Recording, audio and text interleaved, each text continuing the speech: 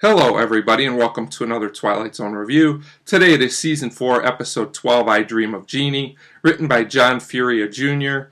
and starring Howard Morris as George and Patricia Berry as Anne. And this is an hour-long comedy episode, which in my opinion, unfortunately isn't very funny. It's also a pretty simple premise that's played out. It's drawn out far too long. And the twist ending is kind of interesting and different, but I don't really feel like it makes total logical sense in the context of the episode, which I'll get into as I go through the episode. So we start in a shop with our main character George, and he's looking for a gift for a secretary at work that he likes named Anne because it's her birthday, and he gets talked into buying this old lamp. So we go to the next scene in the office with George, and he's chatting with all the guys that work there, and Anne walks in, and she's strangely the only woman that works there, and you can tell that all the guys in the office really like her. They're all hitting on her, giving her gifts. She gets a dress, I believe. She gets flowers from the boss.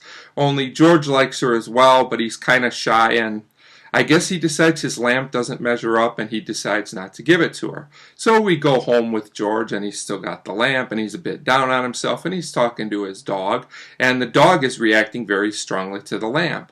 So this makes George curious and he decides to rub the lamp, and of course a genie comes out of the lamp because what else would happen?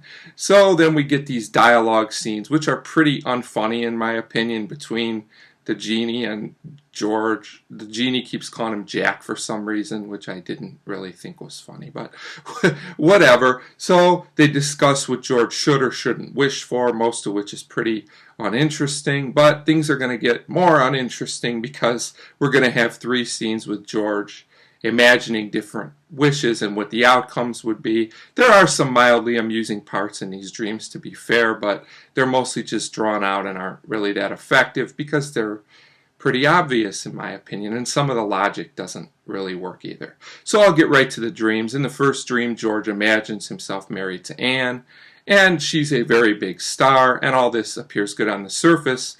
The problem is that they can't get any quality time alone together because Anne is always in the spotlight. She's always working on set, getting up early, and everything is all about her career as a star. And throughout this dream, we just get this idea that George is frustrated by this. We also get, at the end of the scene, that Anne is very interested in another man and flirting with him, and this makes George very upset, so he comes to the conclusion that this is not the best thing to wish for. So we go back to the office where George is awaiting word on whether he'll get a promotion or not, and he has his second dream. He says, maybe if I have a ton of money, if I'm one of the richest men, that'll make things better. So he's now a rich man, and he goes to his office, and Anne is now his secretary.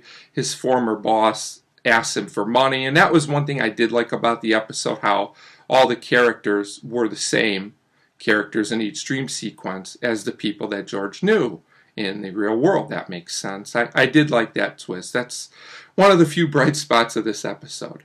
So he finds out that buying things is not fun for him anymore ultimately because he's done it so much. It's just something he can do. It's too easy for him. And I understand this. This makes sense, but isn't there a middle ground to this? I don't know. This seems a little extreme. It's almost kind of like he's saying he wishes he didn't have money. I didn't really totally get that, but whatever, it's a dream sequence, I'll just go with it. And to make matters worse, George finds out he didn't get the promotion at work either when he snaps out of it back to reality. So not a good day for him. So he's thinking about maybe power will be good for me. So we go to a third dream sequence, which is probably one too many at this point. They're really not that interesting. And now George is president. And this seems good on the surface, except that George has to make tough decisions. He has to help a woman deal with her son. He has to deal with an alien invasion and what to do about it. So ultimately, he just decides this is too many tough decisions for me. I don't like this either. So he ultimately decides that none of this is good, and he makes his wish. And I do like the uniqueness of the wish that he makes, but I'll explain in a minute what the problem with it is. So we go to the last scene of the episode, and there's a man in the street, and he pulls the lamp out of a garbage can, and He rubs it. Why he knew to rub it, I'm not really sure. But when he rubs it, George is now the genie, and he is offering the wishes. Now, while this might appear to be somewhat clever on the surface, my question is, if George didn't like the idea of all these wishes getting him into trouble, why would he want to become the genie and grant other people wishes which will get them into trouble? He obviously thought this whole thing wasn't a great idea to begin with based on the outcomes of the dreams in his head, but he thinks it's okay for other people. I didn't really totally get that. There's a lot of things about this episode that don't really make sense to me. There are a few clever moments here and there.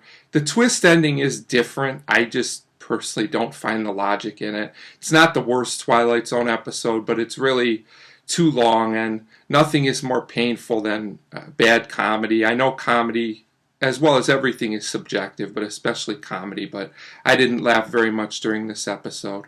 Overall, I got to give this one a miss and say I give I Dream of Genie a 1.5 out of 5. So not an episode that you really need to watch. 1.5 out of 5 for I Dream of Genie, and as always, thanks for watching.